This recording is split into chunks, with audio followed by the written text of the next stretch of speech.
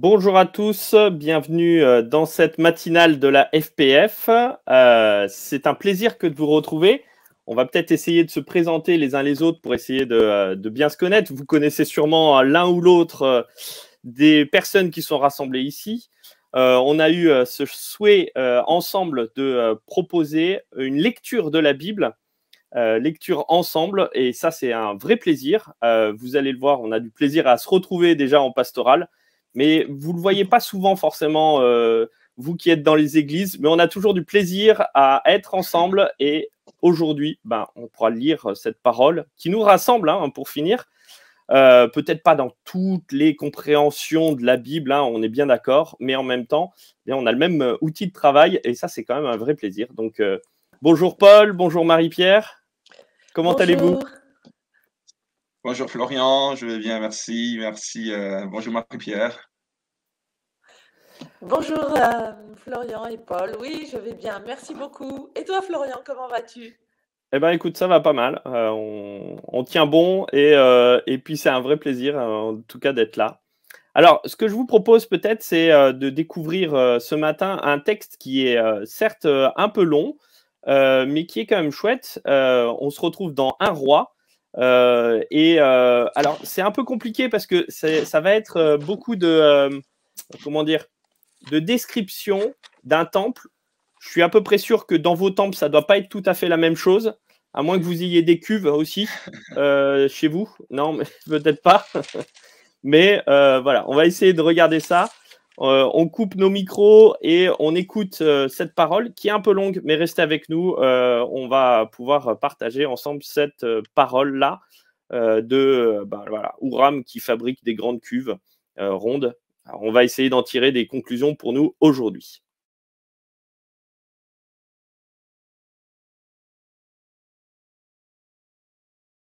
Frères et sœurs, personnellement j'en suis sûre, vous êtes vous-même pleins de bonne volonté.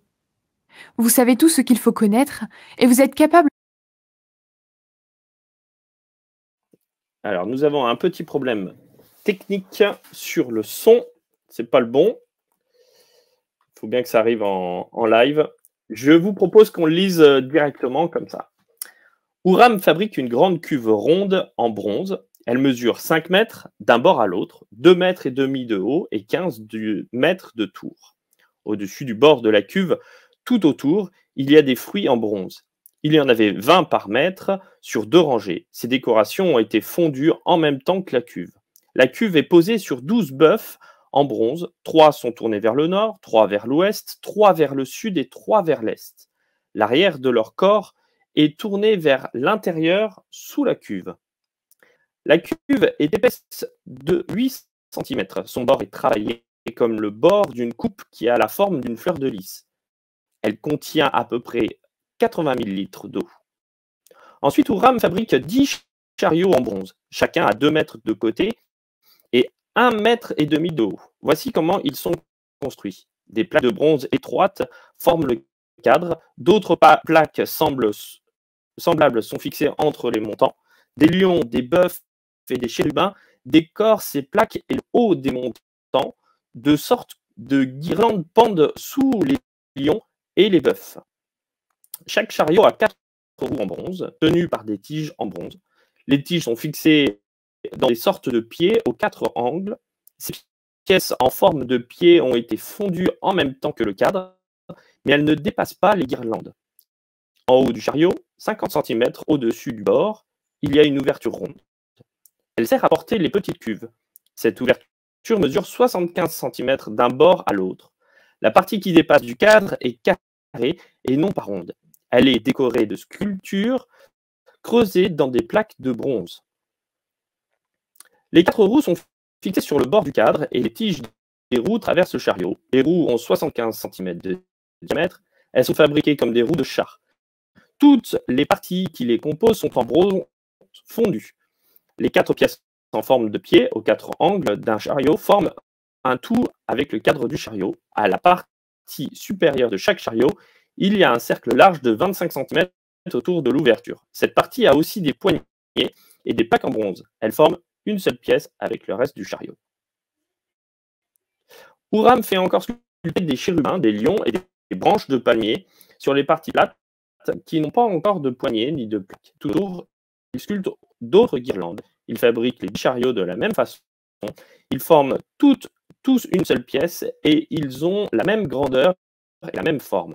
Huram fabrique enfin 10 petites cuves en bronze pour les mettre sur les 10 chariots. Chaque cuve a 2 mètres de haut et contient à peu près 1600 litres d'eau. Il place 5 chariots avec les cuves à droite du temple et 5 chariots à gauche. Il place la grande cuve ronde sur le côté droit du temple, vers le sud-est. Quand Huram a fabriqué les petites cuves, les pelles et les coupes pour le sang, il a fini tout le travail commandé par le roi Salomon pour le temple du Seigneur. 2 colonnes, 2 sortes de couronnes à placer en haut des colonnes, 2 sortes de filets pour recouvrir les couronnes en haut des colonnes, 400 fruits, appelés grenades, attachés avec 2 filets qui couvrent les couronnes, c'est-à-dire 2 rangées de grenades attachées à chaque filet, 10 chariots, 10 petites cuves placées sur les chariots, une petite cuve ronde, 12 bœufs qui portent cette cuve, des récipients pour les cendres, des pelles et des coupes pour le sang. Tous ces objets que Huram a fabriqués pour le temple du Seigneur sous l'ordre du roi Salomon sont en bronze poli. Huram les a fait fondre dans la terre, dans la vallée du Jourdain, entre les villes de Sukkot et de Sartan. Ensuite, Salomon fait placer ces objets dans le temple du Seigneur. Il y en a tellement que personne ne cherche à savoir combien pèse ce bronze. Salomon fait fabriquer aussi tous les objets en or nécessaires pour le temple du Seigneur. L'autel du parfum en or, la table des pains offerts à Dieu en or. Et c'est placé dans le lieu très saint, 5 à droite, 5 à gauche, etc. Alors, pardon, ça a sauté. On reprend ensemble. Voilà. On n'avait pas fini, mais on va peut-être résumer simplement. Voilà comment Salomon a fini tous les travaux de construction pour le temple du Seigneur. Après cela, il fait apporter les dons que son père David a consacrés au Seigneur, l'argent, l'or et divers objets. Il les met dans la salle du trésor du temple. Bon, voilà. Alors, peut-être juste pour résumer, pour bien comprendre pourquoi est-ce qu'on a pris ce texte-là. C'est le texte de la Bible en 6 ans du modèle qu'on a là.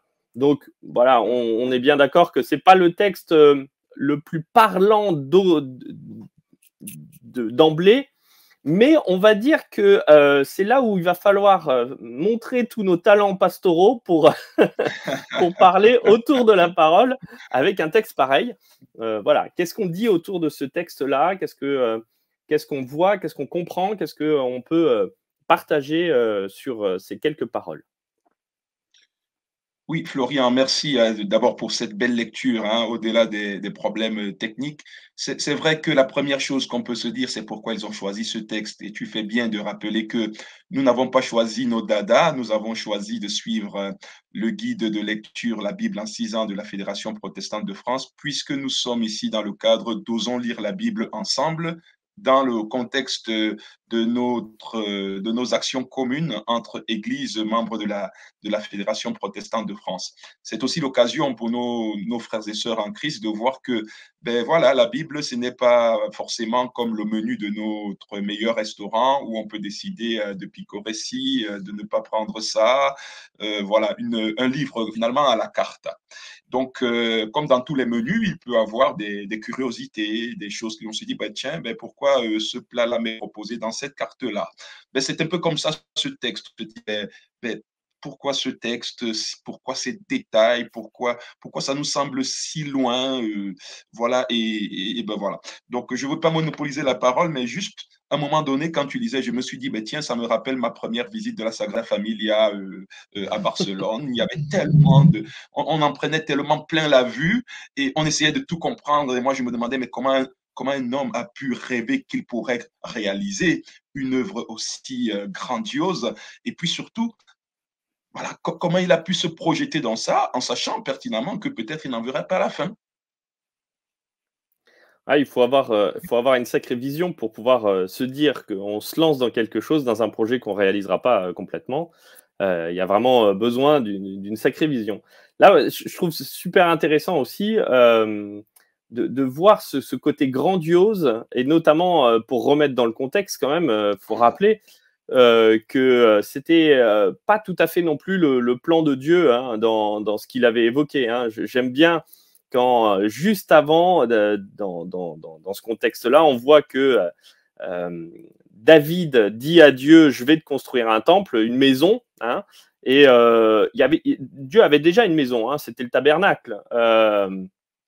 Cette tente qui était au milieu et qui était mobile, et puis ce David qui veut le mettre à un endroit, à un temple qui soit bien posé, et puis Dieu lui dit, bon, c'est pas tout à fait mon projet, hein, comme le projet des rois, mais bon, si tu insistes, c'est pas toi qui vas le faire, c'est Salomon, ton fils.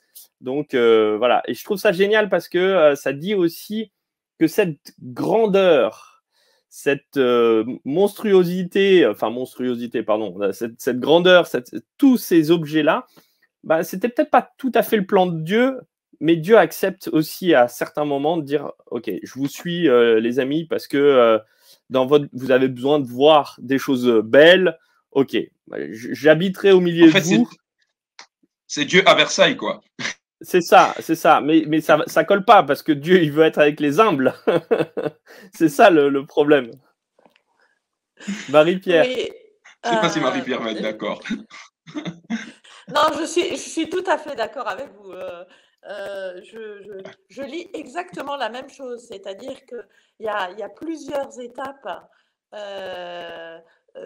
sur la question de la symbolisation hein, de la présence de Dieu. Je pense que déjà dans la traversée du désert, la crise du veau d'or exprime bien ce besoin qu'a la communauté de voir quelque chose. Et c'est après cette crise-là que Dieu propose la construction du tabernacle.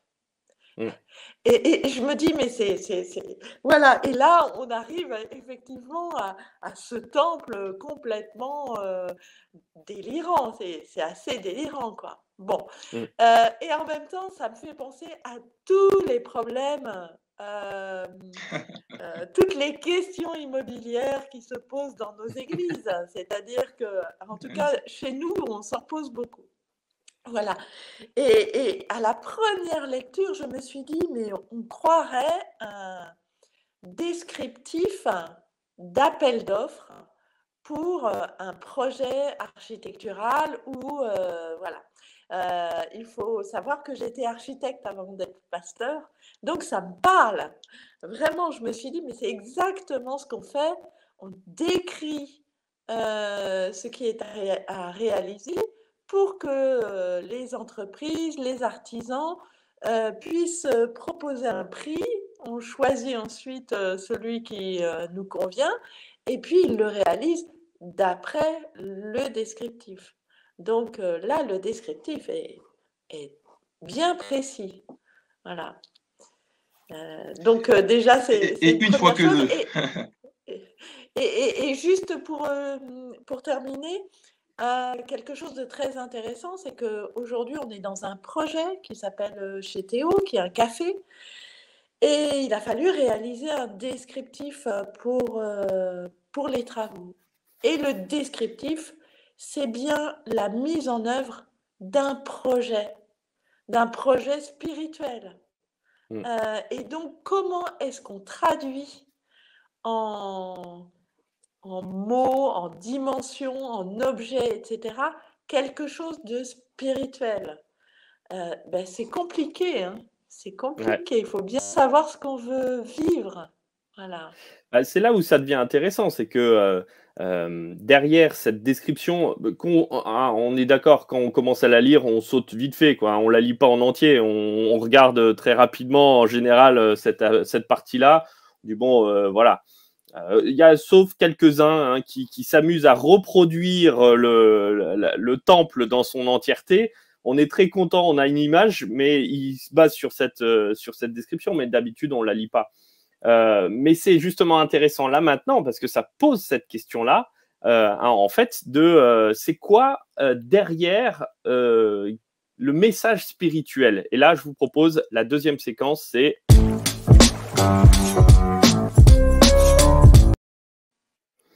Voilà, un petit résumé. Alors, le résumé, c'est quoi, hein? Paul, peut-être, je te laisse la parole. C'est quoi le résumé spirituel de tout ça? Oui, je crois que tu l'as dit d'une certaine manière. Salomon se rend compte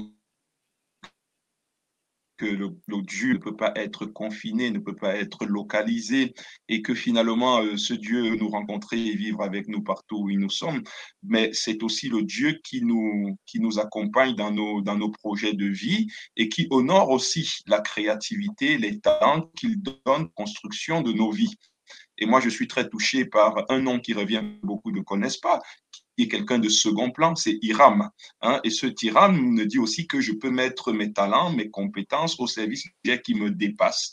Et même, il vient d'un autre peuple. Ça veut dire également un Dieu qui nous appelle, pour moi, à des collaborations, à oser travailler ensemble, même au-delà de nos chapelles. Alors, c'est un beau résumé, hein, et en tout cas, le projet qu'on essaye de mettre en place ce matin, c'est en tout cas le reflet de tout ça. Je dois vous dire quand même qu'on est très très bon, hein, en tant que pasteur, de ressortir tout ce qu'on a déjà ressorti de ce texte-là. Je suis admiratif de ce que vous avez déjà apporté. Et je vous propose une autre section maintenant, c'est celle justement de tirer quelque chose de concret, de pratique pour nos vies et pour nos auditeurs, pour chacun des membres d'église qui sont là et qui écoutent. Donc, je vous propose cette séquence et maintenant.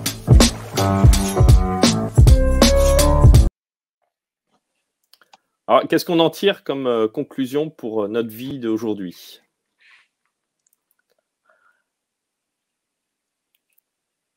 Alors là, c'est dur. Hein. Oui, c'est vrai que c'est dur. Moi, j'y verrais, mais je pense que Paul, il en a déjà parlé, hein. Vraiment, comment notre vie, finalement, le spirituel devient extrêmement concret, y compris dans des objets,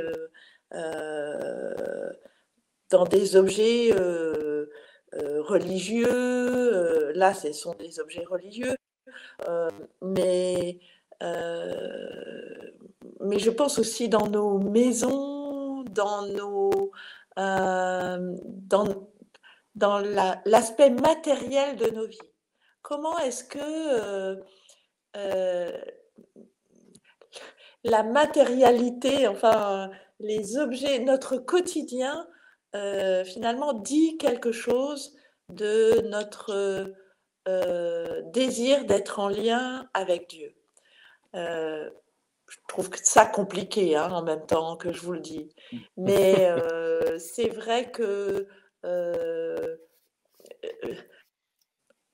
différemment de ce texte, on est peut-être plus aujourd'hui vers une sobriété heureuse, joyeuse, que vers une opulence manifeste, riche, etc. Je sais pas ce que...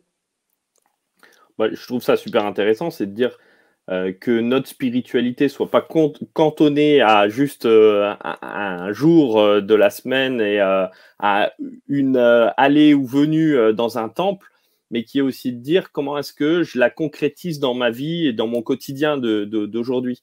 Et pour moi, c'est ça aussi que dit le temple, c'est-à-dire l'invitation ou la volonté de Dieu que d'être parmi nous, d'être au milieu de nous. Il l'a fait avec le tabernacle.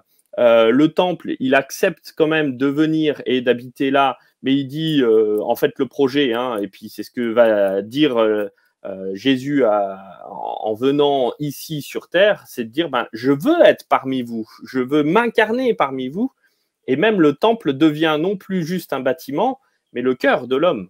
Et ça, je trouve ça génial parce que c'est de dire je veux m'incarner dans ton quotidien. Comment ça se concrétise dans ton quotidien? Peut-être de manière concrète et pratique. Toi, tu le voyais avec ce côté presque architectural, tu vois, avec ton passé. Mais je te suis là-dedans parce que je trouve que c'est génial de se dire, voilà, comment est-ce que dans le quotidien, je vais pouvoir articuler cette spiritualité dans le vrai, dans le concret.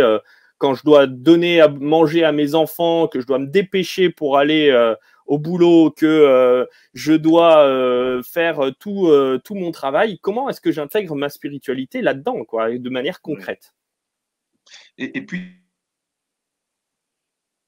voilà, c'est ça, je rebondis à ta question, Florian, effectivement, en disant aussi que dans ce texte, hein, il y a vraiment, moi je suis très touché par Hiram, hein, donc il y a vraiment de donner aussi le meilleur de ce qu'on est, le meilleur de qui on est. À la fois, il ne s'agit pas d'être complètement écrasé par le poids du projet ou des missions, mais il s'agit effectivement d'offrir au Seigneur qui on est et ce qu'on a, et puis aussi de prendre conscience que cela s'inscrit dans le cadre d'un grand projet. L'Église est un projet beaucoup plus glorieux que celui-ci. Ce sont des pierres vivantes, et les pierres vivantes que le Seigneur lui-même taille et que le Seigneur lui-même édifie. Et c'est tellement intéressant de se dire, mais on n'est pas seul dans cette aventure. Je voudrais dire une dernière chose particulièrement pour nous, les églises protestantes évangéliques. Parfois, nous réfléchissons aussi très peu à la dimension esthétique. Hein, c'est un peu l'héritage de ce que certains qualifieraient de la sobriété, mais de l'austérité même protestante, où nos temples sont parfois très dépouillés, on manque d'images.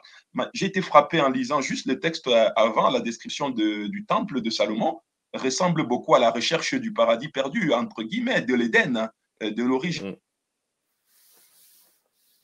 Avec ça, avec les flamboyances. Et je pense que ça nous dit aussi que Dieu aime le beau, et que le beau est aussi un chemin de spiritualité qui peut nous aider dans ce monde qui est très alédi, à trouver comme ça, dans ma journée, des petites choses qui me rappellent que Dieu a un beau projet et que Dieu aime le beau et le bon. Et il y a que à regarder la création pour se rendre compte à quel point est-ce que Dieu aime le beau. Vous regardez une rose, vous regardez une fleur, vous regardez un arbre, vous regardez tout ce qu'a, enfin, un bel animal, vous vous rendez compte à quel point est-ce qu'il aime le côté esthétique, ça c'est clair et net. Et je trouve ça génial. Je regarde le visage de Florian, de Marie. Voilà, exactement, exactement. Le beau, voilà. Oui, c'est ça, on est d'accord. Donc, et ça c'est peut-être aussi un dernier aspect qui est capital de bien comprendre que voilà, il y a une volonté de Dieu aussi de voir le beau en chacun de nous. Et ça, je trouve génial, ce côté esthétique qui m'amène justement à penser, à construire aussi mon estime de moi-même, à voir que que Dieu arrive à voir au-delà de ce qui peut être tachant, de l'ordre du péché aussi dans ma vie, et puis voir au-delà de tout ça et de m'accompagner pour ce côté esthétique de ma vie, entre guillemets. Donc, je trouve ça aussi intéressant et interpellant là-dessus. Je vous propose peut-être notre dernière section, parce que je vois que l'heure avance et que on ne va pas retenir nos frères et sœurs pendant trop longtemps, même si je suis sûr qu'on y arriverait, hein, parce qu'on aime parler, hein, et qu'on aime continuer à partager. La dernière section, c'est cette parole choc. Et essayer de résumer en une phrase une idée qu'on a développée ici et qu'on a envie de laisser à nos frères et sœurs pour qu'ils puissent repartir avec une parole choc.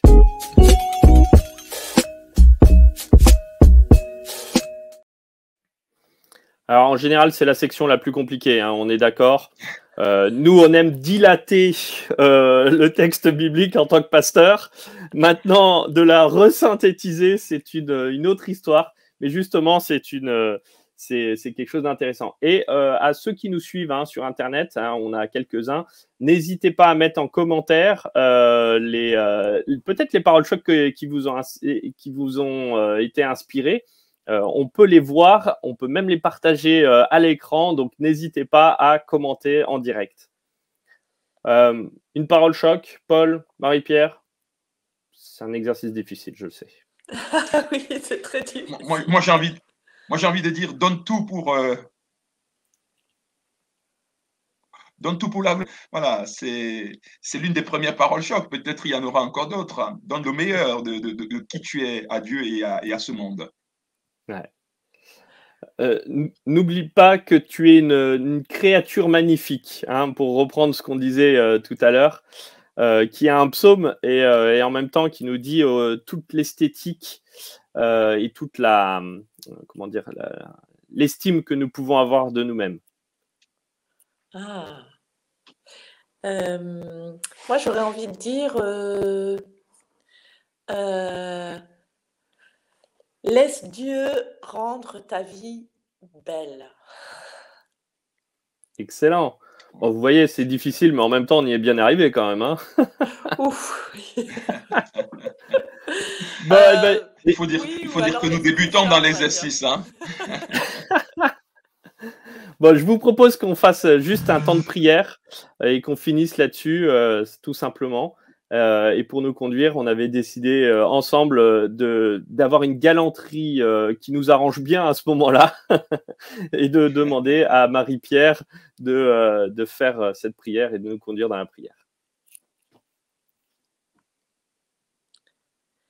Seigneur notre Dieu, tout d'abord, je voudrais te rendre grâce pour ce temps de partage joyeux, fécond. Merci aussi pour ce texte que nous n'aurions certainement pas choisi si le choix nous avait été laissé. Nous te rendons grâce pour la beauté. C'est la grande surprise de ce monde que tu as créé. Tu ne l'as pas seulement créé bon, mais aussi beau. La beauté dit toute la gratuité. Nous les hommes, nous l'oublions parfois. Nous oublions parfois combien il est important de mettre aussi de la beauté, de mettre nos talents,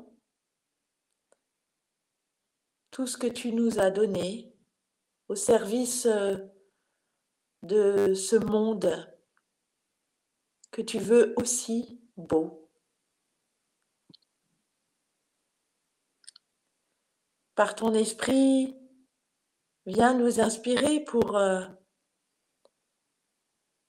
cela. Et puis aussi, nous voulons te remettre tout ce qui est laid dans le monde, et notamment la guerre, la faim, la violence, le renfermement. Permet que le temple de l'esprit s'élargisse toujours, qu'il nous réunisse dans nos diversités, comme nous avons été réunis ce matin, comme c'était bon et beau. Merci Seigneur. Amen. Amen. Amen. Merci beaucoup les amis. Cette émission touche à sa fin. Mais comme toute bonne chose a une fin, mais a aussi des recommencements, parce que c'est aussi un des points capitaux dans le christianisme, c'est que ce qui est mort peut ressusciter. Hein, et donc, ce matin, c'est mort, mais demain matin, ça ressuscite à 8h. On se retrouve. Et donc, merci à tous d'avoir suivi cette émission. Et on se retrouve demain matin à 8h, encore une fois, pendant une semaine. On sera ensemble. Allez, Alléluia. eh ben, écoutez, à bientôt. À demain.